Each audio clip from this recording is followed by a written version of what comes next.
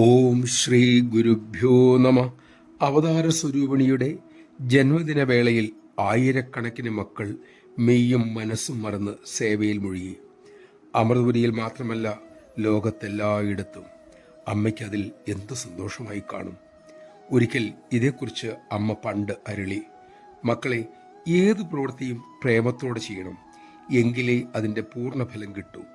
ധ്യാനം, ജപം, ഗീതാപാരായണം, സേവ എന്തും സന്തോഷത്തോടെ ചെയ്യണം, അല്ലെങ്കിൽ ദോഷമുണ്ടാകും.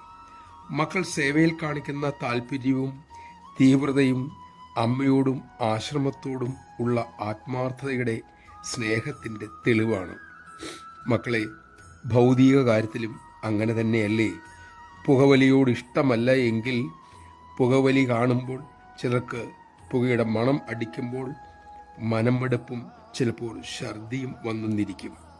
ചിലർ മൂക്കുപൊത്തും, കാരണം അനിഷ്ടമാണ്.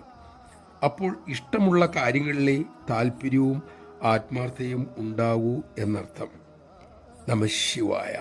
സേവയ്ക്കുള്ള ഓരോ അവസരവും അമ്മ കനിഞ്ഞു തരുന്ന അനുഗ്രഹമാണെന്ന് തിരിച്ചറിയാനും സ്നേഹത്തോടെ താല്പര്യത്തോടെ സേവയിൽ മുഴുകാനും അങ്ങനെ അമ്മയോടുള്ള നമ്മളുടെ സ്നേഹം പ്രകടിപ്പിക്കാനും നമുക്ക് സാധിക്കട്ടെ.